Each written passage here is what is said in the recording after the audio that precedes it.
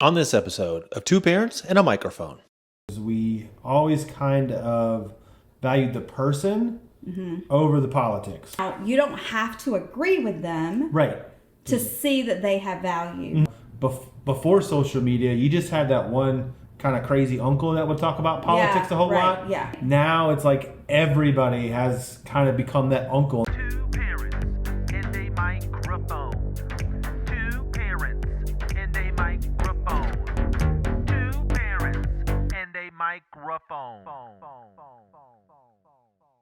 Welcome to Two Parents. And a microphone. We're the two parents. And that right there is the microphone.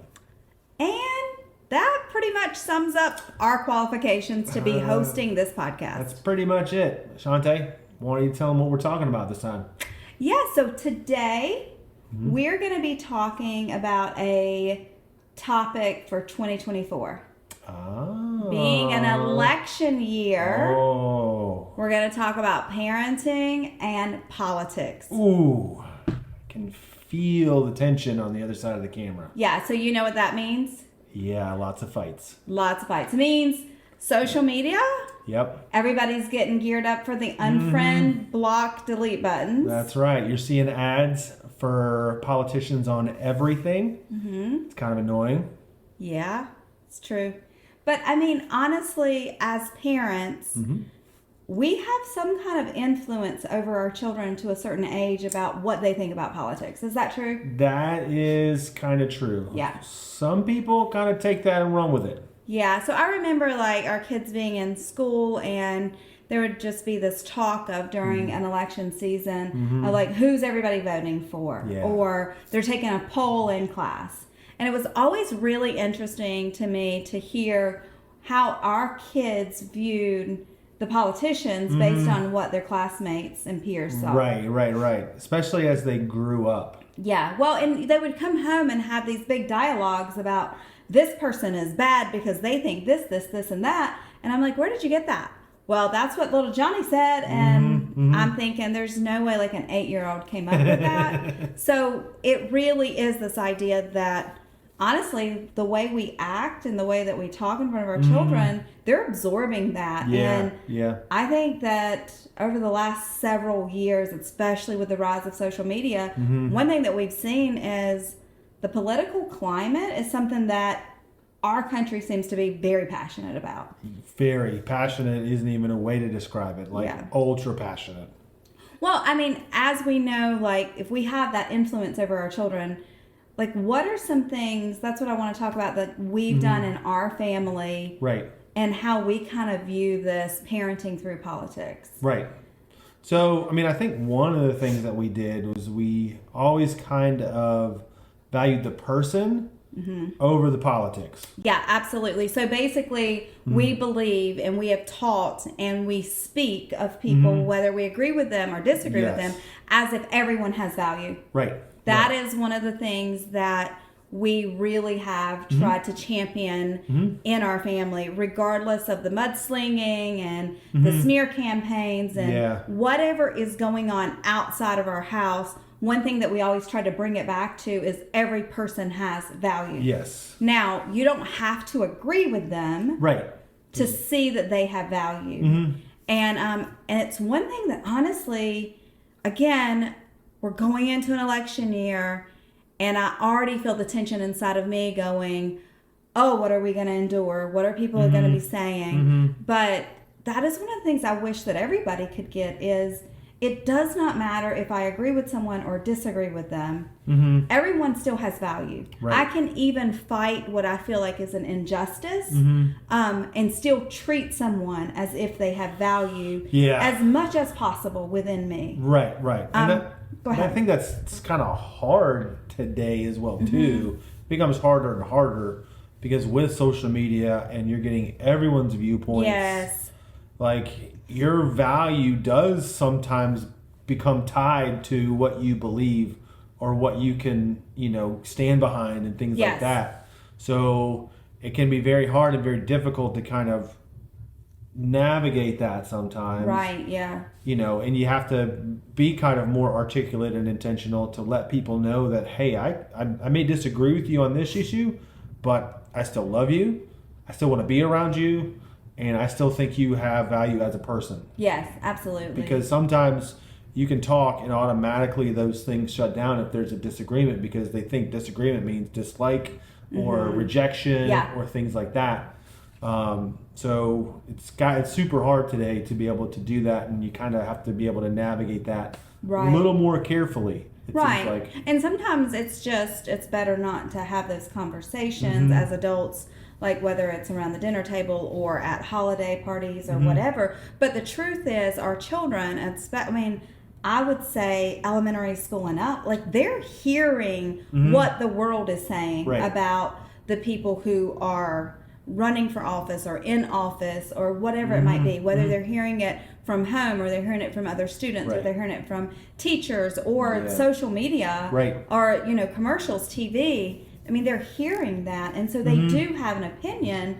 And one of the things that I have found kind of disturbing with our own children is because now we have, honestly, in the 2024 election, both of our children will be of age to vote. Right. And speaking with one of them, this particular child has no desire because what this child said was like, I feel like I'm choosing a lesser of two evils, and I'm so you don't know what's true, and I'm sick of hearing this and that and the other. And we've had our own conversations about how to navigate that. So I guess what I'm going to say is I don't need the comments about our duties and our being a citizen and things like that. Like I'm just having a conversation as a parent saying, when our children look to leaders and there is nothing but negativity thrown around, it disgusts them sometimes. And we're raising a generation that maybe just don't even want to have anything to do with it because they feel like they can't trust anyone. Right. And it is also becoming harder and harder because they are being exposed to it younger and younger. Before social media, you just had that one kind of crazy uncle that would talk about politics a whole lot. Yeah. And at Thanksgiving or Christmas, and that was kind of the only time it came up. Yeah. And you're like, oh, Uncle Bob, okay, yeah, Democrats are trying to do this, Republicans are trying to do that, blah, blah, blah. Right. Now it's like everybody has kind of become that uncle, and we all have our political views, and we're all sharing it, and we're all talking about it. Right. And not just during the election cycle, it's year round. Exactly. It almost has become a part of our identity. Correct. I think, Correct. In episode 1, we were talking about not letting our feelings become our identity. But something like this has almost like become our identity. Yeah. And so, again, we do not claim to be gods or gurus or to tell you what you should do with your life. It is just something that as parents, we have found the importance of looking at all people with value. Right. Because that allows us that if there is an issue to attack the issue and not to attack the person. Right. And so, that is just kind of the way we've parented. And to go back to something you said earlier about, one of our children saying, it feels like we're, picking a lesser of two evils. I mean, in every other instance, we would tell them, don't choose anything. Right. But in this instance, it's like, you got to choose something. Right. Yeah. It's kind of a weird dynamic there. Yeah, I guess that's true. I mean, at sometimes you do have to choose, and there is that whole area of, well, you want your voice to be heard, and if you don't do anything, then you can't complain about anything. But I think we're going to have a point that actually circles back to that as well. And so that'll lead us into like the second thing that we have always rallied around about politics and our parenting is right is right. And I don't mean right side, left side. I mean the correct way, the good thing to do. Good clarification right there. Yes. And wrong is wrong. About to get a whole bunch of nasty comments. So if it's correct, it's correct. Yes. If it's not correct, it's not correct. It does not matter who it comes from, what side it comes from, if you like a person, if you don't like a person.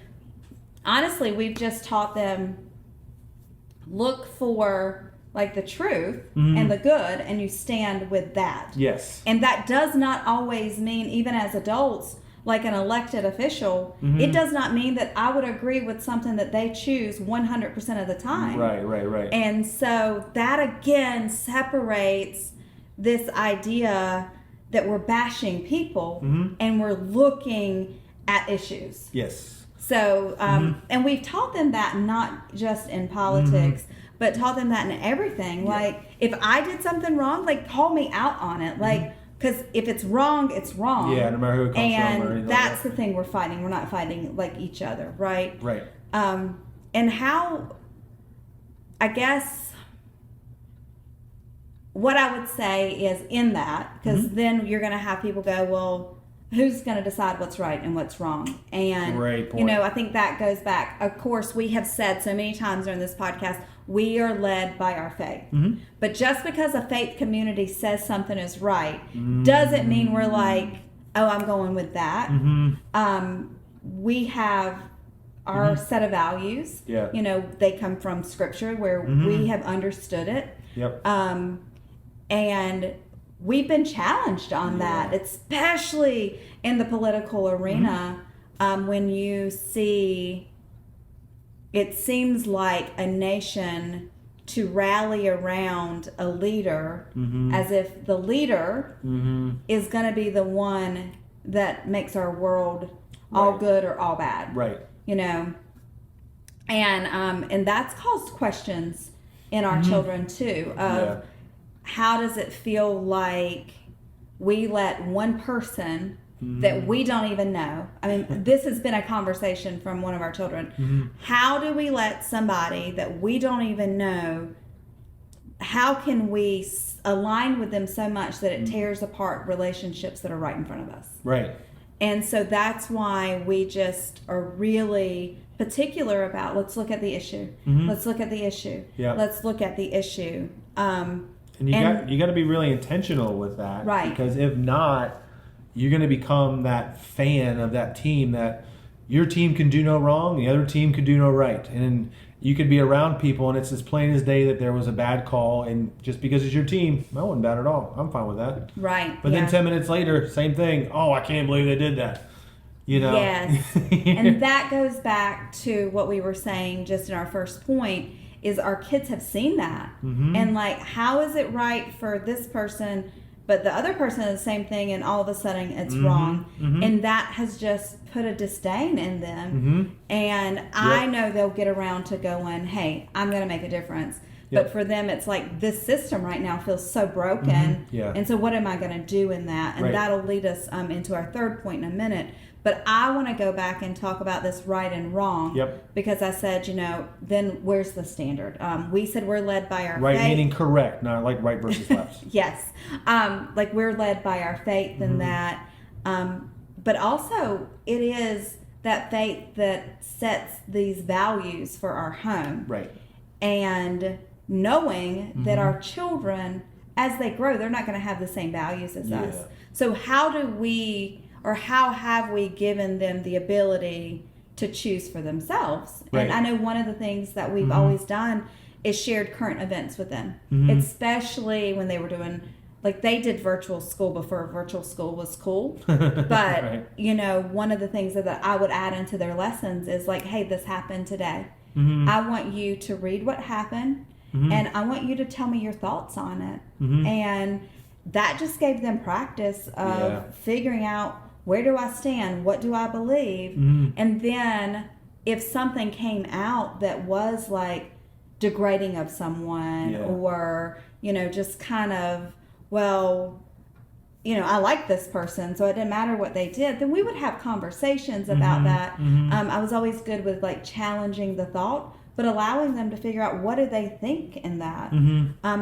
Because I was trying to teach them to be citizens of thought and of action. Right. So, and it was very difficult for me sometimes to have those conversations, because that was something sometimes that ended up being, you kind of feel that, you know, when they would bring up a point that was maybe against something you believed or whatever, it's just like and then you're like, oh, this is probably too important to me. And then you got to kind of go, oh, and it's a hard thing to do, to challenge yourself to do that, Because sometimes if that stuff gets tied to you, it's like you don't want to let it go. You don't want to look at right and wrong. Yeah. You just want to look at, party versus party or whatever. Right, yeah. And sometimes it can be a good thing to have those conversations for a kid, because you can actually check yourself to see how invested are you, because if they make a good point and see that this is one thing and this one side's doing it, the other side's doing it, but this side thinks it's okay and it's not, and you can't look at it and go, I think you're right in that, or at least look at it, then you got to be able to check yourself and go, I may be a little too attached to this ideology or whatever. And that sometimes it's a hard thing for parents to do, because, sometimes as parents, we will just want to believe that the way we think, what we have, our ideas, those are the right things, and you can't really challenge them, but you got to be able to do that. And that was a hard thing for me to do. And as I've been able to do it more often, I see myself, be able to let go of that. And right. And so I think, honestly, it just makes us better. Like when someone can challenge us, our children, because we said in season 1, like parenting is like a microscope, right? And it sheds every flaw in on you. Yeah. And if there's anything more powerful than a microscope, it's that too. Yeah. What, parenting? Yeah. Yeah. Parenting is more powerful than a microscope. Yeah. Yep. But 100%, like having those conversations and allowing them to articulate like what they're feeling, what they're thinking, how they see it. Yeah. And like you said, it could even change your perspective of, man, am I holding this too close? Right. But it also gives great opportunity, to kind of reinforce like, hey, everyone has value. Right is right, wrong is wrong. Yep. And then what it set us up to do is, because we're all going to find the flaws in the system. And what it set us up to do is then number 3, teach them, like, your world isn't solely dependent on a leader in Washington or in state government, but that the beautiful thing about our country too is like we are able to be the change where we're at. And I think everybody has that. I shouldn't just label it like to our country, but like we have that ability to do something where we are. And so instead of letting them just get all this hope build up in a person and who's in office for these terms and oh man, the world's going to be horrible because they were elected, but no, like you have the ability to make the good where you are. Yep. And then it also helps them see that things aren't, good just because the person you like is in office, and things aren't bad just because the other person you didn't like is in office. Right. That's not going to determine whether they can make a difference or things are going good or not. No matter who's in office or what's going on, they still have the ability to be able to make a difference in their community, area, friend circle, things like that. It doesn't just happen just because one guy's in office. Oh, there's going to be change now, and then back and forth, because it can just be this roller coaster of emotion every couple of years or so. Right. And like we've never like taught them to just be like lackadaisical, like not to care about what's going on. But if you find that something is not just, like there's a way to go about it. Like there are people in positions, like you can write, you can talk to, there's petition, there's all of these things that you have the ability to do to create change in your world. Definitely. And so when we go back to valuing all people, we can actually do that in a way that, like I've said many times, we're fighting the issue and not the person. And I think that that honestly just leads to better communication. And if we could just look at it like, hey, everyone has value, right, or the correct way, like doing what's right is right, doing what's wrong is wrong, and then knowing that you can make a difference where you are. I think if we all had that mindset, like social media might look a little bit different this year. Definitely. And I think we could just have some really good conversations. I think one of the most powerful things, we had a pastor and a friend that was actually Paul Peterson. They host First Half Parenting podcast. Shout out. Yep, that we link to sometimes. But he was the greatest example of sitting down with people that had an opposing viewpoint or lifestyle than him, and just having conversations. And I think that was one of the most valuable things that I've seen in my life that I was able to then pour into my children of, like, just because you disagree, just because they're different, just because, you know, you didn't vote the same way. Right. Let's sit around the table so we can learn from each other. And I think we need more of that in our world. Right. Absolutely. 100%. And it also gets them to lean into adversity. Yeah. Or lean into difficulty and things like that, as opposed to, oh, that makes me feel uncomfortable. Right. Let's walk away, or let's not deal with that. Or let's just dismiss the person just because they have one. I mean, if you live a life like that, you're gonna miss out on so many great experiences. Yeah. Just because you've written so many people off, that because they may have one viewpoint that's different than yours, could really enrich your life. You can learn from them, they can learn from you. Your life is gonna be so much more full if you lean into those type of things. And yes, Paul Peterson, he gave a master class on sitting down and having those difficult kind of conversations. And yes, we did try to pass that along to our kids. And not just having the difficult conversation, but loving people in the middle of it. Yes. And like, if you want to talk about... That was the big key right there, was loving people in the middle of it. If you want to talk about being a catalyst for change, like, that is the way that you're a catalyst for change, is getting in a room with people, a lot of different, they think different ways, and coming up with this common ground. Yep. That's powerful, because you're seeing all sides of it, not just one perspective. So. And a lot of times you're going to realize that, you know, you're not so different from those people. Absolutely. After you start talking and the walls and the defenses come down a little bit, you'll see that you are a lot more alike than you are different a lot of times. Now, there's going to be times when you're just polar opposites, but a lot of times you're going to find that, you know, you're a lot more alike than you are different from people that may have some differing views than you. Yeah. So hopefully we see less mudslinging this season. And then just to recap on those 3 points that, you know, we've tried to just have around the political conversation in our houses. Everyone has value. Yep.